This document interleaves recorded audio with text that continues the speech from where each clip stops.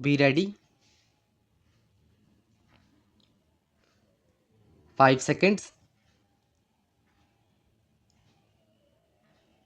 Start. Now, I would refer to some of our economic and other problems indicated or not referred to in the address of the President. It is true that the per acre yield of wheat, paddy, and other food articles has increased. It is also accepted that industrial production has increased. It is also admitted that the national wealth has also increased, but the question that has always disturbed the mind of this house and the other house has been how this national wealth has been distributed. I do not subscribe to the position that during this period of progress and development, the rich are getting richer and the poor poorer. But I do feel that the distribution of the wealth has not been equitable, and on the demand of Parliament, a committee was established to go into the matter and report. We have been long awaiting this report. I do hope the Finance Minister will see that the report and the recommendations of the government are placed before the Parliament without further delay. In this connection, I might express our satisfaction regarding the policy adopted by the Finance Minister about the declaration of the stocks of non-ornamental gold and the issue of gold bonds so that we may stop the prevalent smuggling and reduce the invisible continuing waste of foreign exchange. I feel this policy has had good effect inside and outside the country, and it has also helped to weaken the deep rooted social habits of gold hoarding, which in the present context is neither in the interest of the hoarder nor the public at large. I do feel in this respect that the sale of gold bonds has not been as one would have wished it to be, but I hope better publicity will be adopted so that we may have greater sale of the gold bonds and other securities which are intended to help the development of our country. I would refer in the same connection to the question of trade. By the breakdown of the talks by the UK regarding the European Common Market, several questions have arisen, and it is felt in our country and in other countries that some international organ should be established to look after the matter of trade and tariff.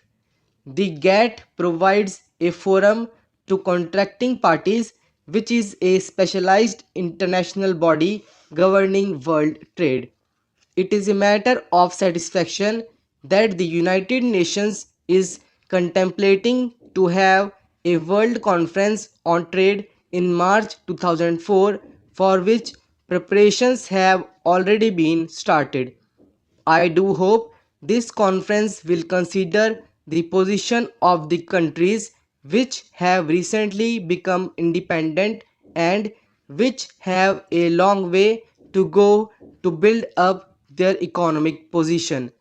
The prosperity of the world does not consist in exploiting the weaker elements of the international society, but in giving them all opportunities to develop and strengthen themselves.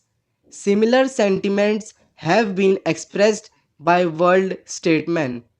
I do hope that our government will also emphasize in the coming conference the necessity of helping the underdeveloped countries. The government of the United Kingdom is also contemplating to have a trade ministers conference shortly, and I have no doubt that the question of preference to Commonwealth countries and other matters will arise, and well considered decisions will be taken in the matter of trade and tariff, which will strengthen the United Kingdom as well as the other Commonwealth countries.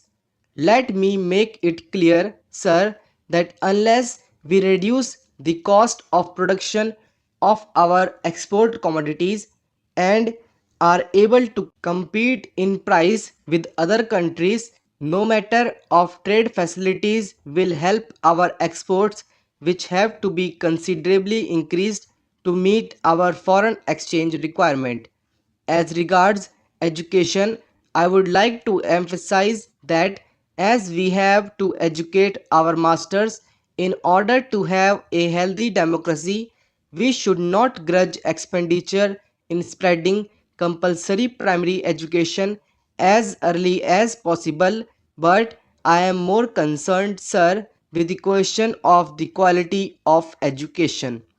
I have stressed many a time, and I would repeat again, that the education that is being imparted to our young generation does not contain the material to develop our patriotic urge on national scale and our moral urges to feel or make our children feel one with humanity.